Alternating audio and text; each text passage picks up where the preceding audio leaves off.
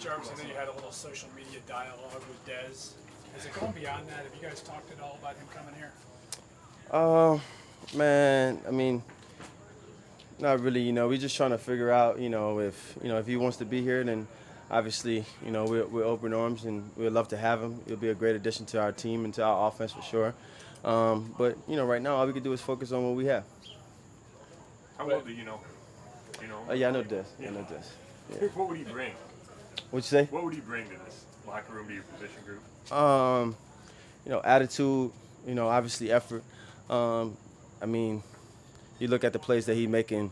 Down the field, underneath. He could really do it all with, given the opportunities. So, and I think Mr. Coach Haley would do a great job of trying to get him the ball if he's here. But if not, then we got guys that can make plays too. So. Do you think he wants to be here? Do you convince him it's a place to be? I mean, I don't know. That's obviously that's not my decision. That's his choice.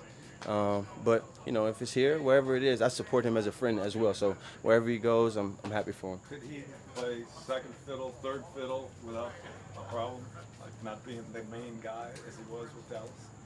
Again, not something that I could figure out or give you a real true answer to. In this offense, everybody is an option, and just about who makes the plays.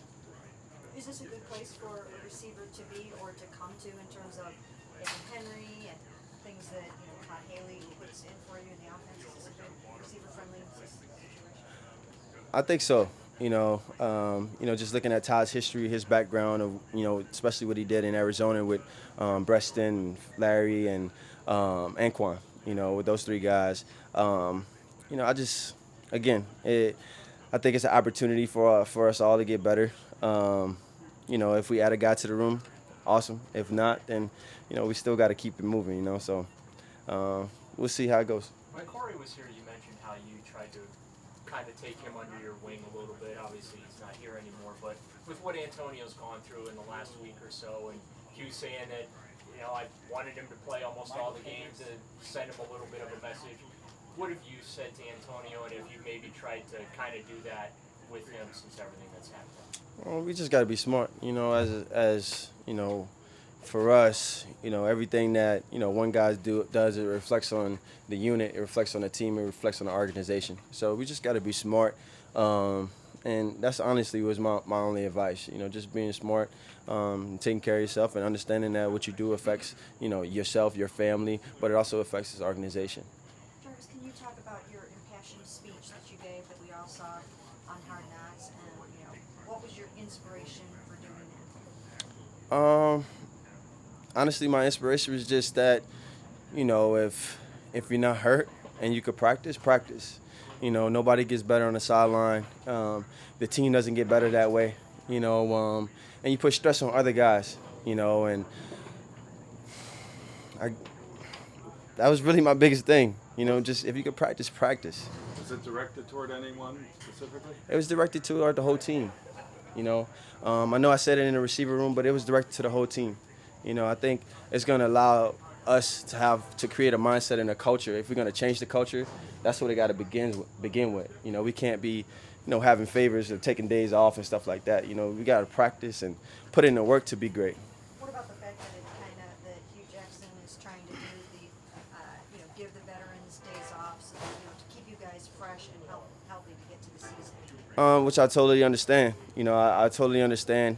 I know a couple guys have some chronic stuff going on, whether it's knees or shoulders or whatever, and I get that, but guys that are healthy or guys that, aren't on that same status, they should be practicing regardless of who they are or, any other thing like that. So are you opposed to taking a Veteran Day off? Yeah, I'm not taking no days off. You were given one and you went out there anyway? Yes, sir. And that will continue? Yes, sir. Did they drag you off at some point in that practice?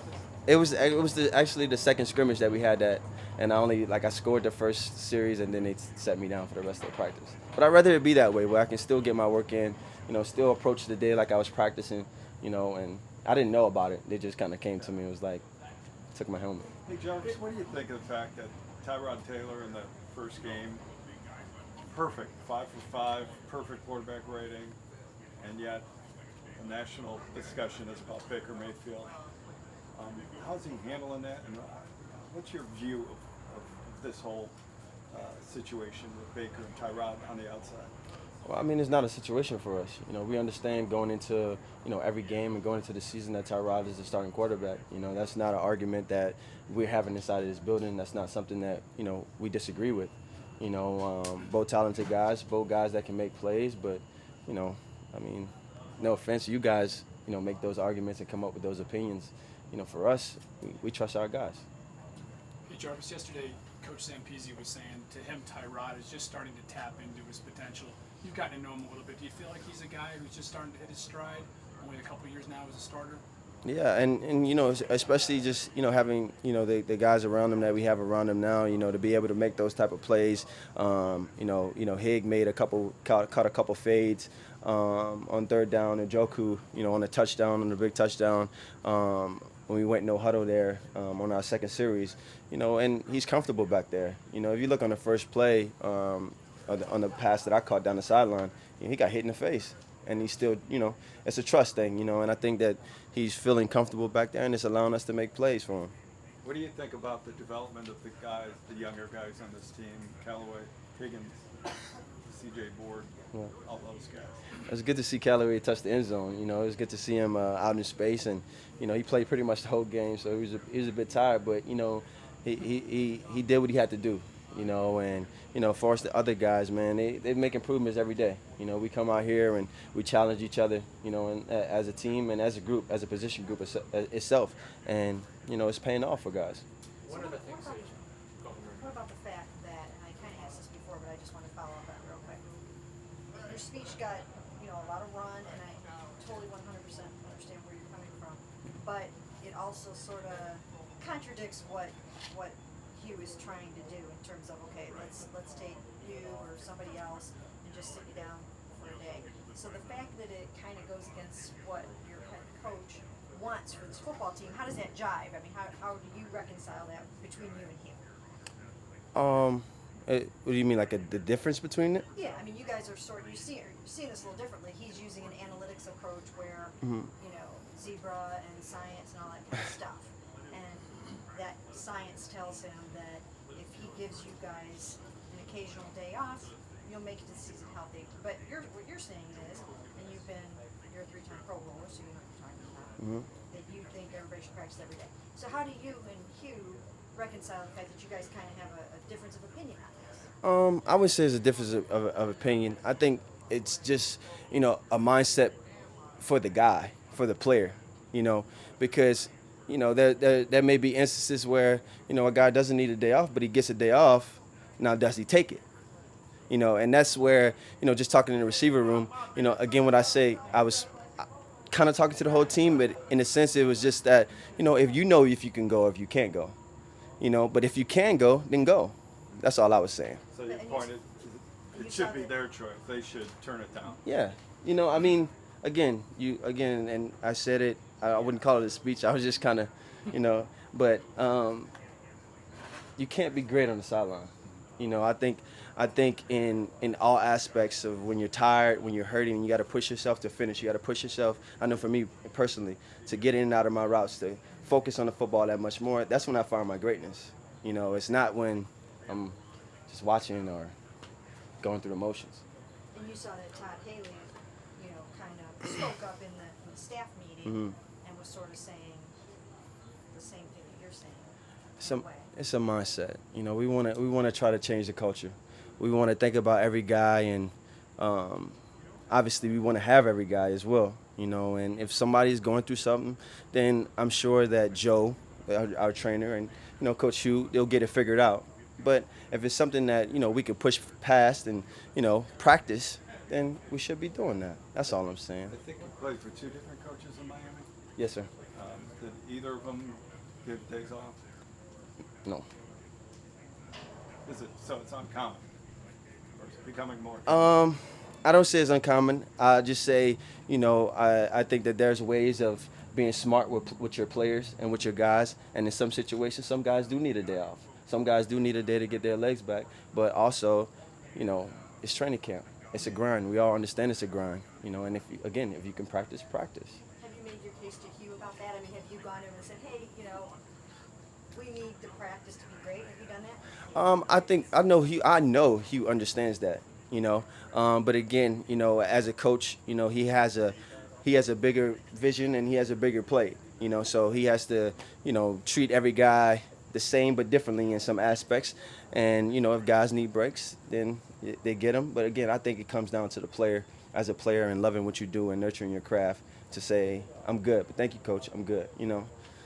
Have you and Hugh had any conversation about it? Because I agree, like Mary Kay said, like yesterday, it seemed like he was saying that you were just talking to the wide receiver room when you made that speech. So have you guys Me, I talked was in about the that? receiver room talking to the receivers, you know, but I didn't think that it would come out in a way where, you know, it would be kind of like a mission statement or whatever it was, you know.